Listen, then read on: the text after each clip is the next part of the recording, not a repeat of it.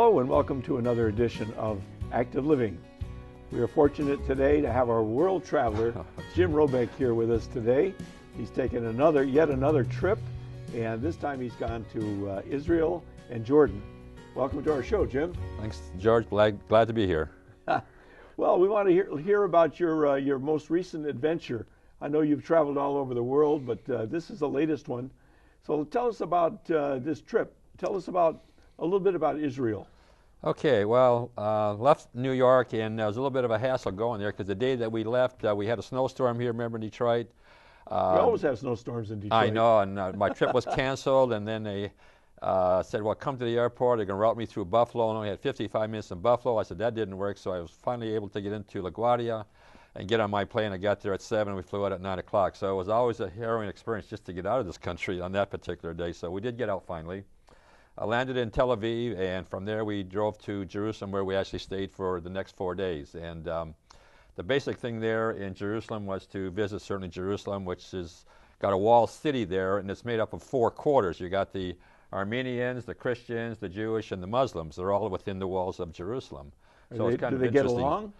Well, apparently they do. I mean, even though the Muslim area was closed off for us that 2 days we were there because of prayers and such, so we didn't have a chance to get into the Muslim area, but we certainly got into the other 3. And within the walls are some really fantastic things, like, for example, the Della Rosa, which is actually where Christ and the 10 stations where he was taken as he was getting crucified there, carrying the cross all the way to the Holy Sepulchre, which is the church, where basically the skull place, or Golgotha, is where he was crucified. Right. Now, one thing I didn't realize, that the whole thing in my mind, I had this picture that they're very wide apart. They're like maybe 2 or 3 miles apart. In fact, the whole scene of where he was crucified to where he took him down and buried him in a tomb is less than 100 feet. It's within the walls of the Church of the Holy Sepulchre. And that was just, I never knew that, and it was just completely took me aback, the fact that it was all in such a close really? Area, exactly. So when he was carrying the cross, he actually didn't walk the 2 miles or so. Well, I was walking down the Della Rosa, which is probably about a quarter mile before he got to Skull Place. Yeah, so they took him down this road, which they called the Della Rosa, and then from there they walked all the way to the Holy Sepulchre, which is where he was crucified, basically. So it's kind of interesting there. That would just blew my mind there. And actually within the area there is the tomb of King David, which is one of the main guys who basically ruled Jerusalem. And there are 4 gates that actually enter into Jerusalem. You got the Jaffa Gate, the Lion's Gate, the Damascus Gate, and the Herod's Gate. So we entered through the Lion's Gate to go to the Western Wall, where mostly the Jewish people pray. Okay. And it's actually divided into 2 sections. You have the men on one side, there's a wall, and the women go on the other side. They are now going to have a 3rd section where the families could go to. So really? It's kind of interesting. Yeah, they haven't done it yet, but they are in the process of doing that.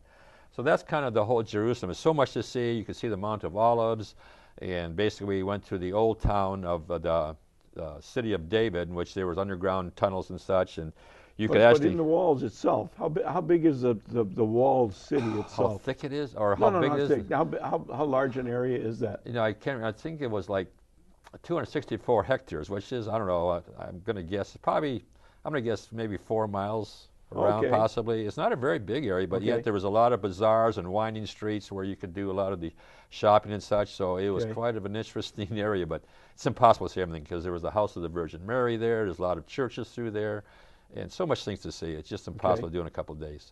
I mean, they could say you could stay there weeks and would never see all of it. It's just amazing. Wow. So, and then from there we went to the town of Bethlehem, where actually Christ was born, and that was in the Palestinian area. Now, how far away was that? That's approximately 6 miles. Okay. To where he was born, basically, and it's the Church of Nativity, and again, it's made up into 3 sections. You got the Franciscans, which are on the northeast side. You got the Greek Orthodox, and you got the Armenians. So there's 3 churches within this church here also. Wow. So it's kind of interesting there, and I had a chance to go there. The Israeli guide could not go through there. We had to use the Palestinian guide. So he was off the bus, and we met at this olive wood where they made a lot of artifacts and such. He met us there, and we took us into the Nativity Church, and he walked us through. And actually, the Nativity scene is actually in the bottom down in the bottom of the church there, so you can see where he was born. So the Jewish bus driver couldn't go into that he cannot Palestinian area. Yeah, he cannot go into the Palestinian area. Really? Nope, he's not allowed to go there. They can get in there, but he can't take a chance and such. Otherwise, I don't think so. I'm not sure what would happen to him, but that's just the way it is. They cannot go into the Palestinian area. Really? And you went through a barricade and such, and up the bus, and through the right up to Nativity. So it's really nice. And it's, security is probably pretty high going in there. Did they check passports and all that kind of stuff? None whatsoever. No, they just let you in. I think they just said, okay, here comes some more American money. That's exactly right. Bring them in. Bring them in, exactly. So, okay. And from there, the next day went to naturally Masada, which is the fortress of the Jewish people back in the Roman times when Herod took down the revolt of the Jewish people in Jerusalem. Then they went to Masada, which is called Fortress, is the name of it's really the fortress.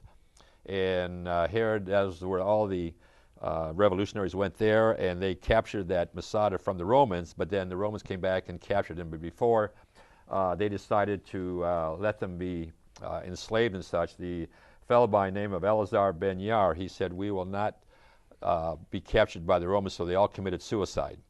So it how many people were involved? There's about 1,000 people. Wow. It was interesting. They found these 10 stones that had the names of the last 10 men who actually had to make sure that nobody was alive, and they would have to kill each other until the last man would have to then kill himself. So when the Romans got there the next morning, when they were coming up the ramp, they found all the Jews were dead. And they left all the food there, which said they didn't die of hunger or were not dying of hunger. They knew they were going to be defeated, so they decided to just commit suicide. Really? It was really interesting, the fact that they did it, and it's too bad, you know, but that's the way they did it, so it's kind of interesting. You had to take a tram all the way up to the top, and we walked all the way down. It took us 35 minutes. It was called the Snake Path, and it was a really nice walk down. It was all downhill, so it was nice. See any snakes? Nope, didn't see a snake. Snakes, no snake. I didn't see any snakes at any place at all. So then we went kind of back to Jerusalem, and that particular night we went and saw a light show, which was on the Towers of David there, and it was kind of an interesting light show. I used all the walls within the Jerusalem there to show this light show. It showed the history of the Jewish people all the way through. It was about an hour and 20 minutes.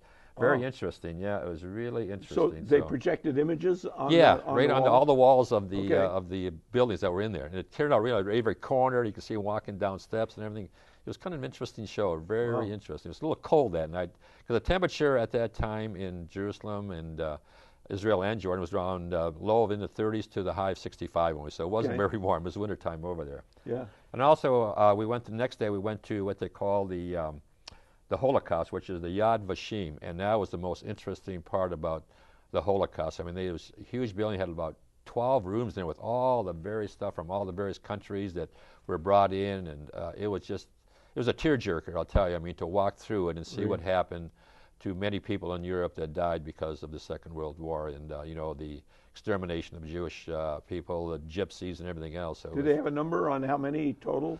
Oh, gosh. I remember that it was, well, you always hear about 6 million Jewish people, but more than that, I think worldwide between the Second World War, between the Japanese and the German War, it was about 65 million people that actually died in all these various warfares. Wow. So it was quite a bit. So, and from there, after we did that, I mean, that was the most interesting. In fact, one thing that was most interesting was the fact that the children that stayed alive of the mothers and dads who perished in there, they didn't know what to do with the children. They were kind of a lost society there for many years. So that was the most heart-wrenching as far as I'm concerned. It was really bad. I didn't know about that stuff there. Then from there, we left Jerusalem to go up to Tiberias and go up to the Sea of Galilee. And so we saw a village they call the Ethiopians. They're actually bringing Ethiopians from Africa to actually bring them into Jerusalem because they're Jewish faith and such. Right. They got about 1,200 there, and they try to assimilate them into society. It takes about 2 years. So they learn the tricks, and they do trades and things about what they had coming from Africa, and they're selling that, and then they have to get themselves assimilated. It takes 2 years before they can leave this, we'll say the compound, we would say. But they had nice homes and everything else, and classrooms and such, and it's pretty neat there, pretty neat. So you saw the Sea of Galilee. Oh, we saw the Sea of Galilee, and then Capernaum, where actually Jesus, got some of the disciples there, and then on the sea there was St. Peter's home was there, plus a church, and that was kind of interesting. They went to like the Jordan River, which they call the Yardenette. It's not exactly where Jesus was baptized. I'll have that a little bit later on. It was actually baptized in Jordan, on the Jordan River.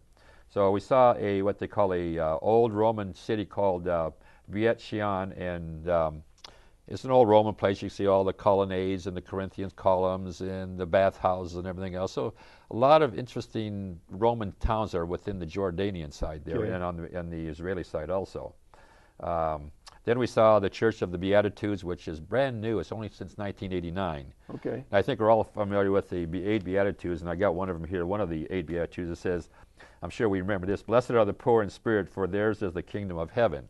There are 7 more of them, okay? But I didn't know what they were until I got there, so I'm not, being a Catholic, I didn't even know this stuff. So it's kind of a...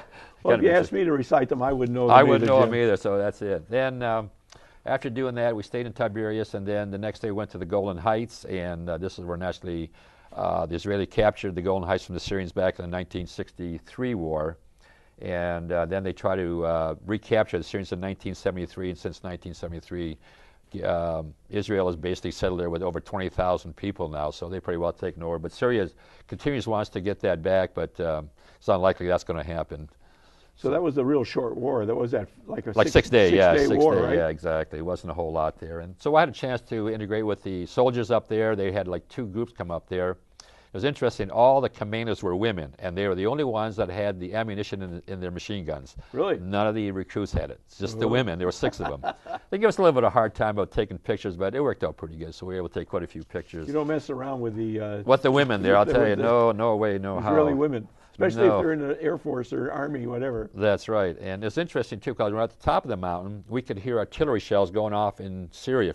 It's only 40 miles away to Damascus. Oh, and you can really? hear artillery shells going off. There's the huge shells always going off every 5 minutes. So Wow. it was in the distance, but it was interesting to hear it, and it was pretty decent. 40 So. miles away is Only not 40 that miles. far. No, it's not that far. That's why I say they got a continuous border there that they settled on. And the Golan Heights is really a good perspective of they can see Syrian army moving if they could see them in the valley there. Right. So, but the thing interesting between that is in that valley there, it's all where all the fruits and vegetables are raised for Israel and Jordan. It's a tremendous fertile valley. I mean, tremendous amount of farms there. And Really? they grow everything, every kind of vegetable, every kind of fruit there. It's amazing, so green. And that's on the land that used to be owned by... Well, it's actually between Israel and Jordan right now. It's actually what they call the Fertile Valley, the Jordan Okay. Valley, and it's serviced by the Jordan River. And actually, But who controls it now? Israel controls the water. Because it's the Ah. Jordan River, so they can control Okay. it. So they only can take a certain amount of it, and the rest has got to be for the irrigation for all the Jordanians there.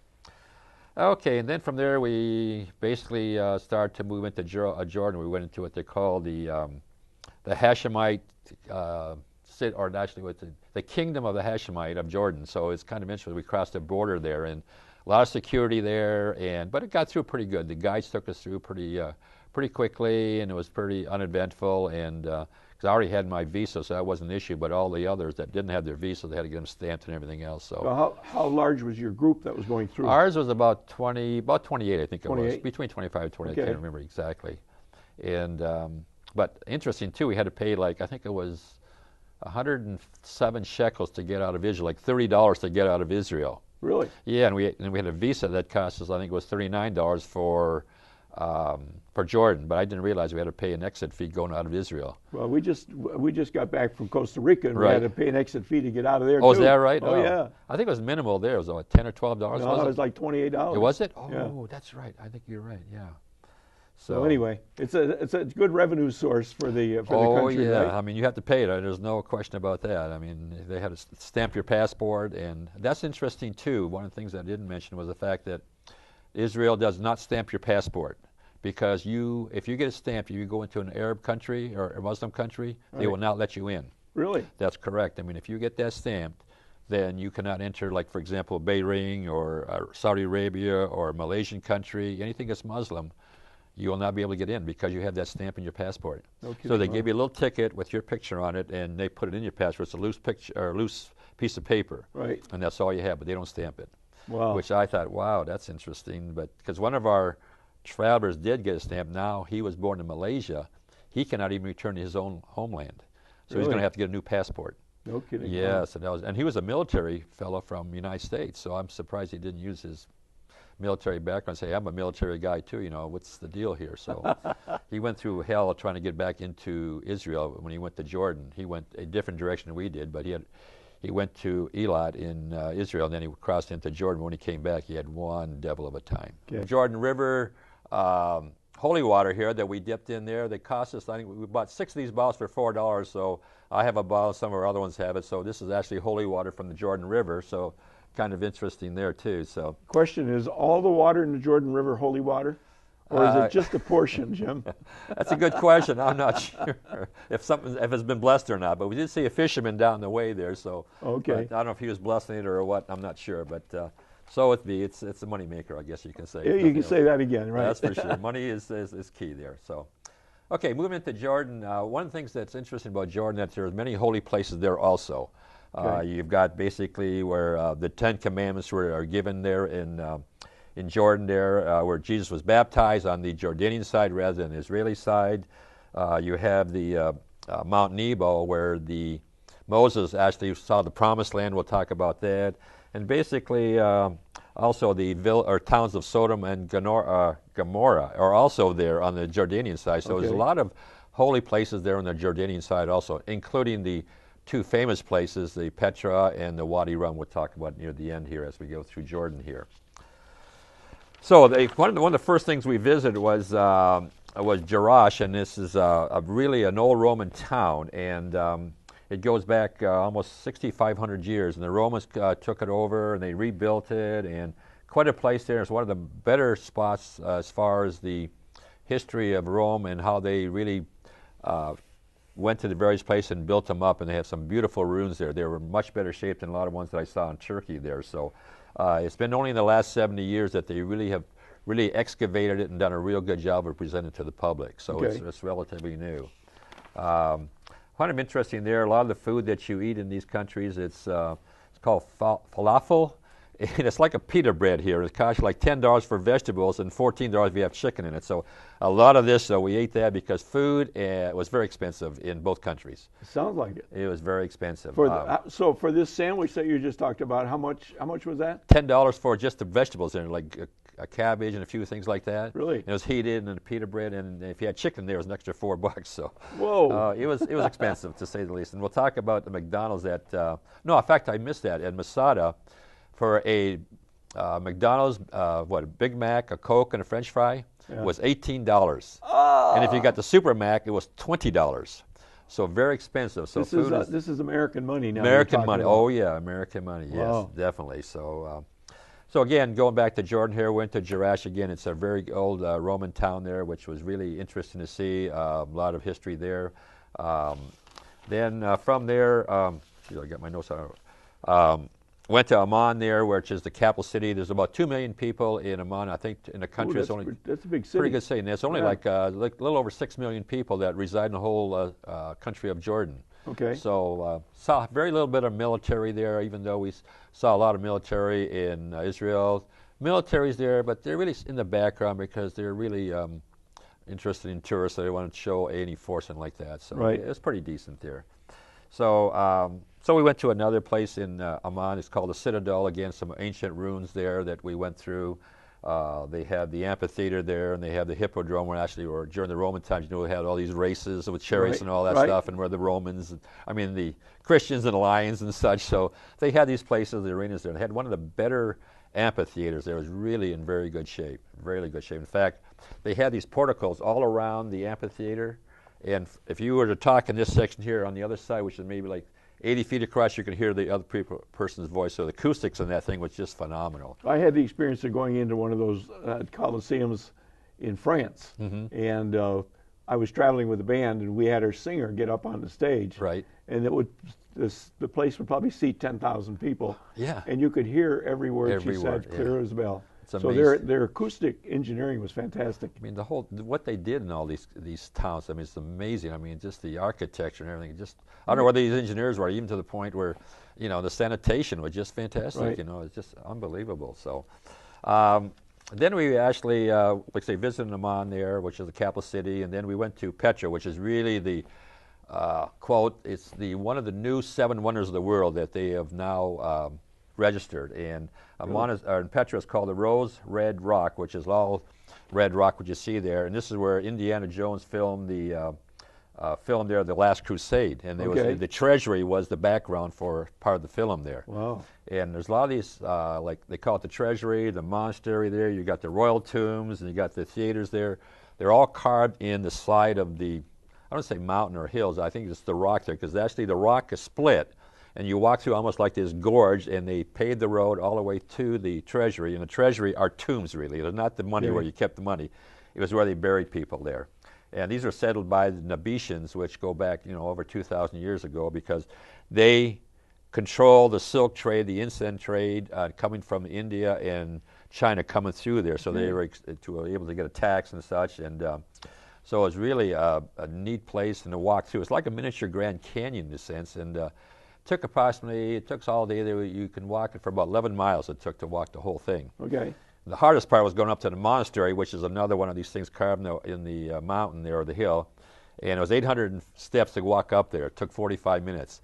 For a guy who climbed Mount Kilimanjaro, it's probably a piece of cake. That was Jim? A piece of cake, yeah. That was pretty a piece of cake there. So that was really an interesting place. I mean, something you have to see. It's really very unusual, the rock with all its red. In fact, there's a little boy, I gave him a roll of Tootsie Roll, and he gave me this rock. You can see like the red rock here. You can see the stratification here, and but that's the red rock they call all the way through the Petra there. So it's quite a bit noticeable in that particular area there.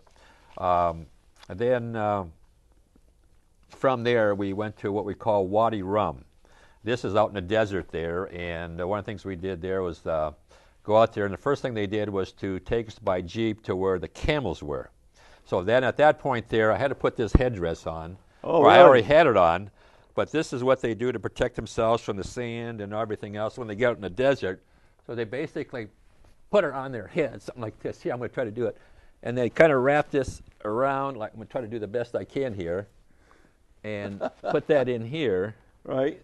And so actually you have this here, so you can already take this here and cover yourself on the desert sand. So I was riding the camel and such with this on, and so it worked out pretty good. So he did a better job of putting it on my head, but that's typically the way you do it here. And it's really, it's kind of neat because I wore it all the time. It felt good because you can keep the sand away and everything else. And I certainly, when it gets cold in the night for the, it gets cold there, you can actually, it's kind of a warmth for your head there basically. And you can snuggle up to your camel too, right? Yes, you could. I mean, that's where you get the heat from. Exactly. And they did do that because of the fact that that's where they actually were able to keep warm. So when we had rode the camels for like about 30 minutes, then they took us to this Bedouin camp. And the first thing we had was have tea, and they demonstrated how the women wear the what they call the shield on their face and everything else, and how they dressed and everything else. Right. And they served us tea, and they say you always have to, when you serve tea, you always grab the pot with your left hand and pour the tea into the cup. The pot must be, and if you do it in the right hand, that's unsanitary, because of why. So, but they showed us that, and then from there, we went to the Bedouin camp where they actually served us lunch. Okay. And that was interesting because they actually buried the food in this like a 55-gallon drum in the sand.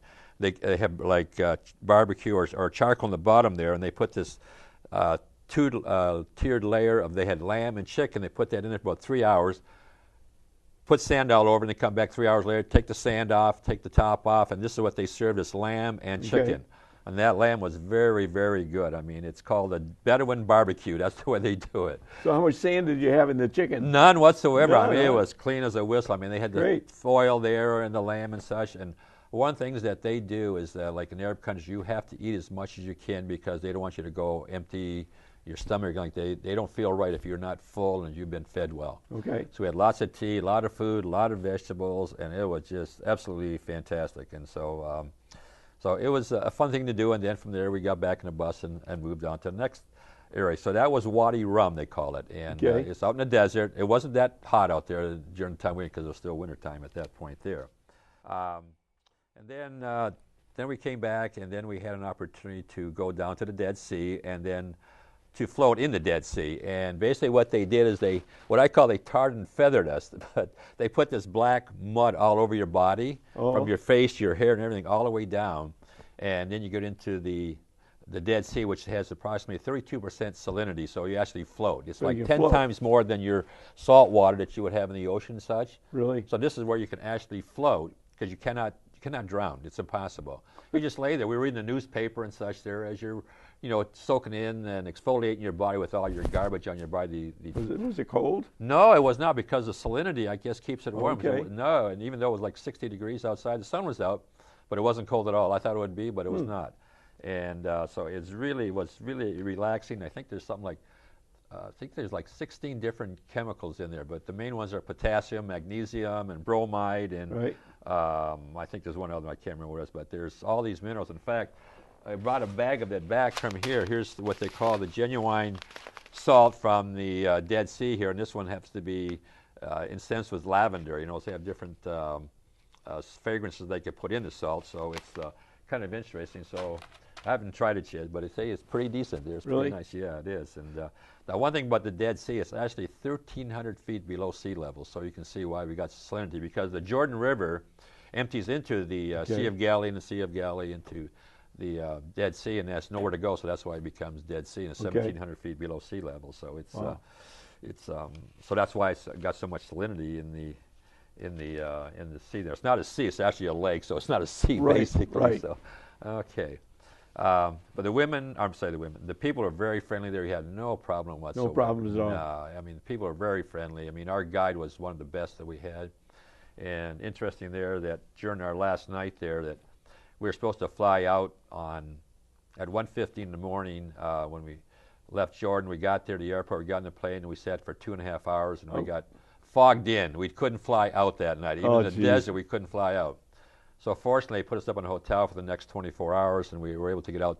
Only one flight out a day, so it was 1:15 the next morning. So we stayed there, and so we got back to our hotel something like 6 o'clock in the morning, and we had a couple hours sleep and breakfast, and then went back to sleep, and then lunch, and then dinner. And they did a good job of housing us and getting back on the plane. Great. And so the basic thing there was that when we got back to the airport, I found out my flight from Paris to Detroit was canceled. Oh boy! So they rerouted me from Paris to Atlanta to Detroit. So that's not so good. I wouldn't get back in Detroit for like 7 hours later than the previous one. So they were able to route me back into Schiphol Airport in Amsterdam, and I got back to Detroit an hour later, which counted in about 3:30 instead of 2:30. But when I got to Schiphol, our plane had mechanical problems, so they had to get another plane.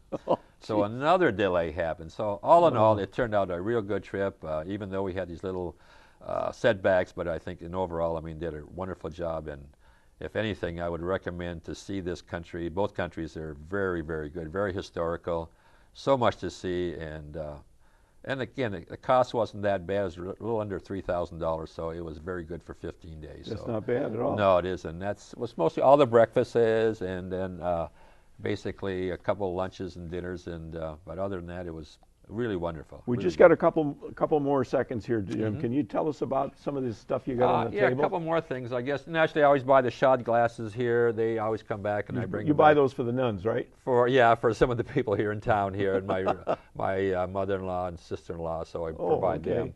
This is kind of interesting. We went to one of the artist towns, and this was what they call a tree of life. I don't know if you can see this, but this was about $50, and it was really nice. It got a little stone in there, but the tree of life is very important to many people in the Jordanian side. They have a lot of mosaics and such that they have, and this is just actually one of the necklaces here. Yep. Naturally, these particular shawls right here, or scarves, unfortunately, you can buy them pretty inexpensive in Peru and in Ecuador and such, but unfortunately, they said it was Jerusalem. It was made in Jerusalem, made by silk and such. They were $30 a piece, but I think I overpaid. But once again, you got hustled a little bit. But you support the economy, so what's the difference, you know? And naturally, that's... Jim, I certainly want to thank you for coming in and sharing the highlights of your trip. It sounds like you had another great tour over there. And what's your next adventure? Well, I got a choice of three. I think I'm thinking of going to Russia or Iceland or maybe Morocco is the next possibility. Oh, well, so. I think I'd like Iceland in the summer. Yeah, that sounds great. I want to see the Northern Lights. I think that's there you go. Yeah, exactly. All right. Well, I want to thank you very much for joining us today. You've been listening to Active Living, and Jim is certainly an example of the active living for our seniors. So thank you very much for joining us, and we'll see you on the next time around.